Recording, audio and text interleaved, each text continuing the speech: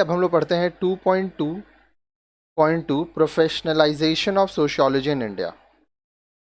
During the initial years of this phase, the British official continued with the bulk of their investigation into the lifestyle, customs and laws of people.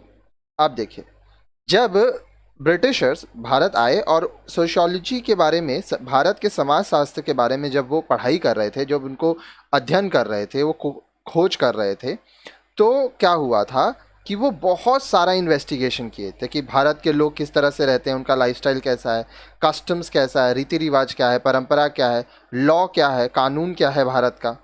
Several volumes on caste and tribes were prepared under the supervision of these scholars such as Crook, Shering, Thurston, Russell, Hiralal, Ibbotson and others. बहुत सारे जानकारी इकट्ठा किया गया था. Cast, tribes, क्योंकि भारत देखिए विविध लोगों से था, बहुत लोग भारत में तब भी थे, बहुत जातियां थी, ठीक है, अलग अलग तरह से लोग रहते थे.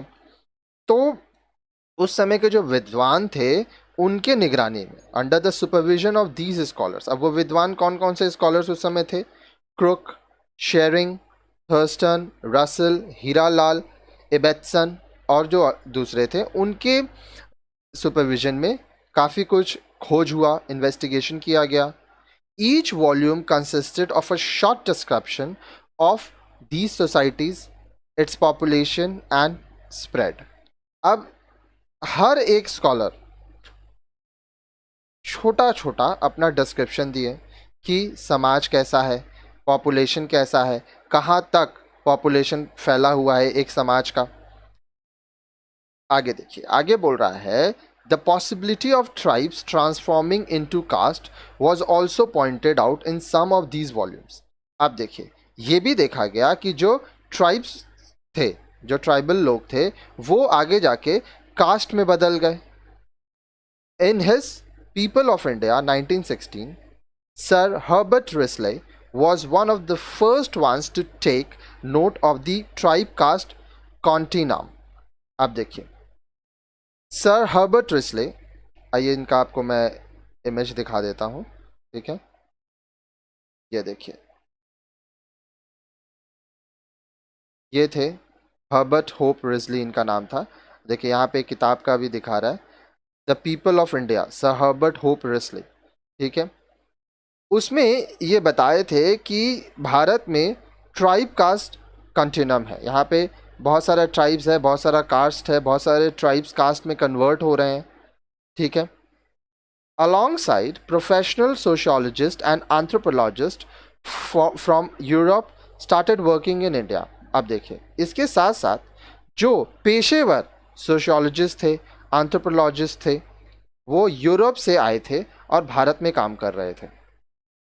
Based on intensive field work from 1901 to 1902, W.H.R. Rivers published his monography in 1906 on a pastoral community of the Nilgiris, the Todas. अब देखिए, सन 1901 से 1902 में बहुत फील्ड वर्क, मतलब लोगों से जा के जानकारी इकट्ठा करने के बाद W.H.R. रिवर्स एक किताब पब्लिश किए, ठीक है, वो एक मोनोग्राफी पब्लिश किए 1906 में, जिसमें वो पास्टरल कम्युनिटी के बारे में बताए जो कि नीलगिरीज के में है, ठीक है, जिनको टोडस कहा जाता है. He then sent his student A.R. Brown, who later became A.R. Ratcliffe Brown, to do the field work with the Andaman Islanders.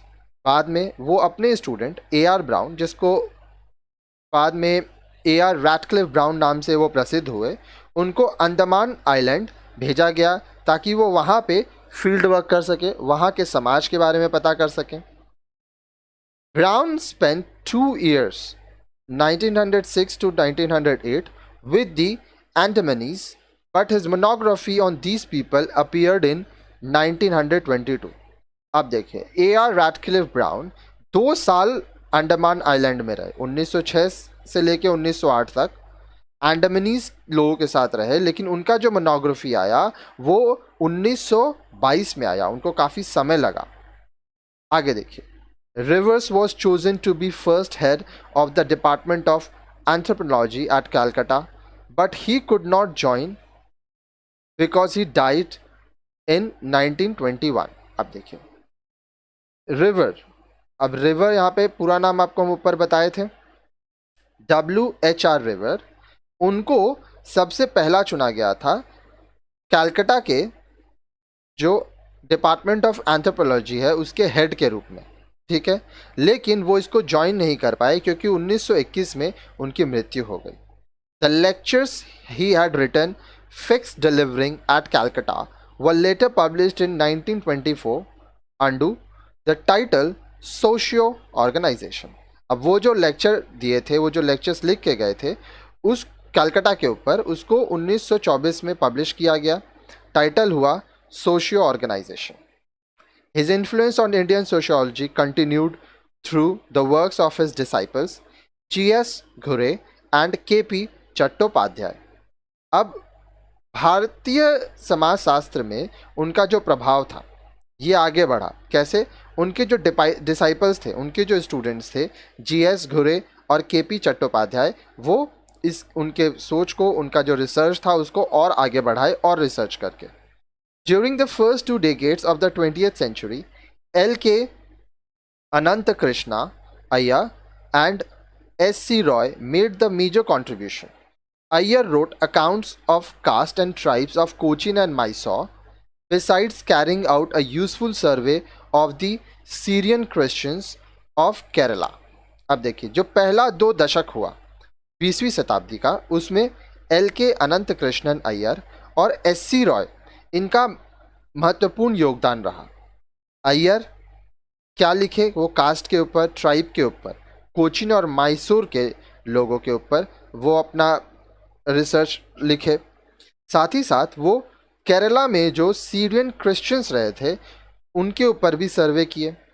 S.C. Roy, who was a lawyer by profession, carried out study of Indian tribes such as the Oraon, Munda and Birhor.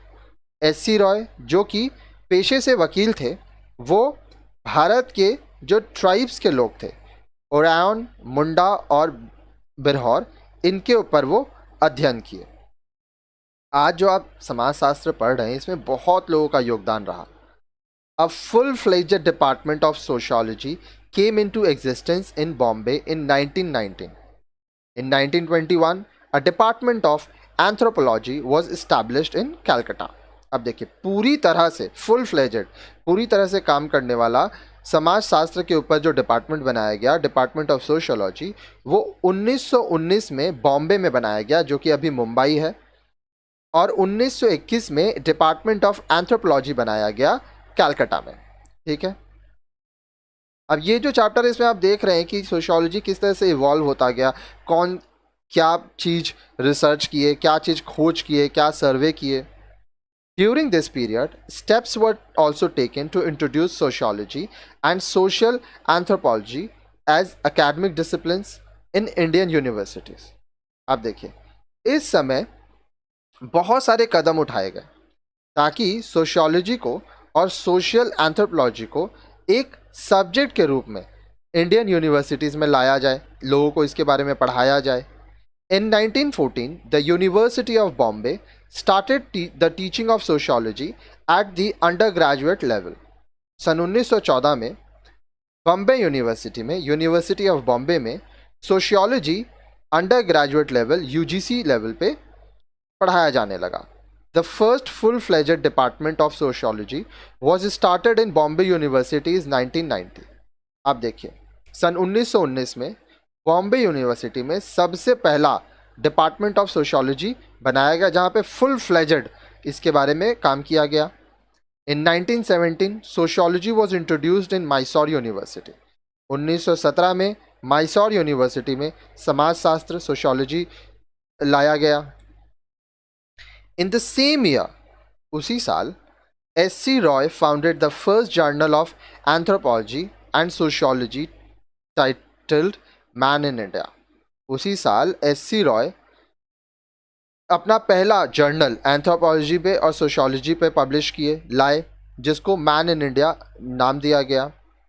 आगे देखिए, the Bombay sociology department flourished under the leadership of G.S. Ghure, who supervised students from different parts of India, advising each one of them to carry out field work in his or her region.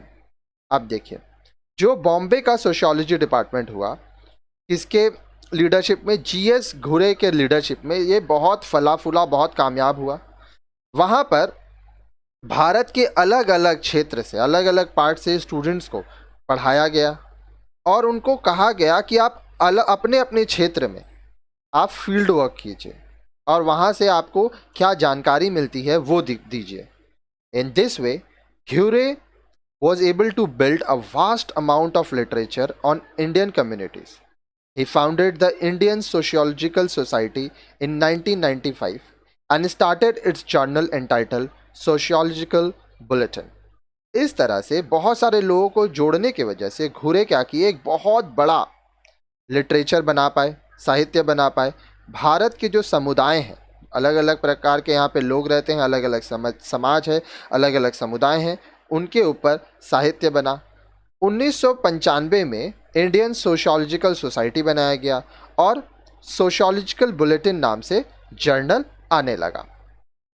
आगे देखिए, आगे बोल रहा है, during this phase Lucknow was also emerged as an important center of sociology and anthropology. इसी समय लखनऊ भी एक बहुत ही महत्वपूर्ण केंद्र बन गया, किसके लिए? सोशियोलॉजी के लिए और एंथ्रोपोलॉजी के लिए।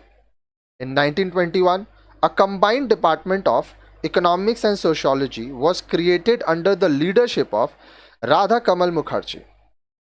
1921 में एक कॉम्बाइंड डिपार्टमेंट बनाया गया, किसका? इकोनॉमिक्स और सोशियोलॉजी का। किसके लीडरशिप में? राधा कमल मुखर्जी जी के लीडरशिप में। A year later DP Mukherjee joined the department and in 1928 D.N. Majumdar was appointed to teach primitive economy. अब देखिए, एक साल बाद डीपी मुखर्जी ज्वाइन किए इस डिपार्टमेंट को और 1928 में D.N. मजुमदार को अपॉइंट किया गया ताकि वो प्रिमिटिव इकोनॉमी पढ़ाएं सब स्टूडेंट लोग को। Because of these three scholars Lucknow emerged as one of the prime places of teaching and research in sociology and anthropology. अब ये जो तीन विद्वान थे, स्कॉलर्स थे, राधा कमल मुखर्जी, टीपी मुखर्जी और डीएन मजुमदार, इनके वजह से लखनऊ एक बहुत ही महत्वपूर्ण जगह बन गया जहां पर सोशियोलॉजी और एंथ्रोपोलॉजी के ऊपर पढ़ाया जाने लगा और रिसर्च किया जाने लगा। However, an independent department of sociology came into existence in 1951, followed by a joint department of sociology and social work. सन 1951 में 1951 में एक इंडिपेंडेंट डिपार्टमेंट बनाया गया सोशियोलॉजी का। पहले इकोनॉमिक और सोशियोलॉजी एक साथ था, अब अलग कर दिया गया। अब सोशियोलॉजी अलग से एक डिपार्टमेंट हो गया और इसमें क्या हुआ, एक जॉइंट डिपार्टमेंट बना सोशियोलॉजी और सोशल वर्क का, जो समाज शास्त्र और सामाजिक जो कार्य किया जाता है उसका। आगे देखिए, scholars of Indian and foreign origin produced several important works on Indian society during this phase. अब देखिए, भारत के और विदेश के बहुत सारे जो स्कॉलर्स थे, विद्वान थे, वो बहुत ही महत्वपूर्ण कार्य किए थे। ठीक है, भारत के समाज में, भारत के समाज के संरचना में, इसकी जानकारी जुटाने में। Beside S.C. Roy, J.H. Hutton and J.C. Mills produced detail studies of tribes in Naga hills. आप देखिए, S.C. रॉयज के साथ, या कह सकता हूँ इनके अलावा, J.H. Hutton and J.C. Mills बहुत डिटेल स्टडी किए थे नागा हिल्स में रहने वाले ट्राइबल लोगों के ऊपर। In their studies Verrier Elwin and Christoph von Furer Haimendorf spent several years with Indian tribes and wrote monographs on them. अब देखिए, वो अपने अध्ययन में, अपने स्टडी में वेरियर एल्विन और क्रिस्टोफ वॉन फुरेर हेमेंड्रॉफ बहुत साल भारत के ट्राइबल लोगों के साथ रहे और उनके ऊपर अपना जो रिसर्च वो किए, वो लिखे, मोनोग्राफ दिए। Elvin also proposed certain approaches and ways through which the condition of tribals could be improved upon. Elwin बहुत सारा रास्ता बताएं, तरीका बताएं ताकि जो ट्राइबल लोग हैं उनका कंडीशन सुधारा जा सके. D.N. Majumdar carried out his field work in the North and West India, producing several works of repute. D.N. Majumdar कहाँ पर काम कर रहे थे? उत्तर और पश्चिम भारत में, और बहुत ही महत्वपूर्ण काम किए वहाँ पे, बहुत सारी जानकारी उन्होंने जुटाई. He also founded in 1947 a journal titled The Eastern Anthropologist. अब देखिए 1947 में माफ कीजिएगा 1947 में D.N. मजुमदार एक जर्नल लाए जिसका नाम था the eastern anthropologist. N.J.C. Bose was another important scholar of this time and is known for his work on the changes among tribes. अब देखिए N.J.C. Bose भी उस समय के बहुत ही महत्वपूर्ण स्कॉलर थे और वो अपने काम के लिए जाने जाते हैं जिसमें वो ट्राइबल लोगों का किस तरह से ज़िंदगी अच्छा किया जाए उसके ऊपर वो काफ़ी काम किए थे. During the last decade of this phase one would place M.N. Srinivas work on the Cougs, which was first published in 1942 under the Foy title Marriage and Family in Mysore. अब देखिए जो अंतिम दशक था इस समय का, हम लोग M.N. श्रीनिवास जो है उनके काम को देख सकते हैं कूक्स के ऊपर. 1942 में सबसे पहले बार जो पब्लिश किया गया था और जो टाइटल था marriage and family in Mysore. ठीक है, ये भी आप पढ़ सकते हैं अगर आपको समाजशास्त्र के बारे में और पढ़ना है. अब नेक्स्ट वीडियो में आप पढ़ेंगे development of sociology since India's independence.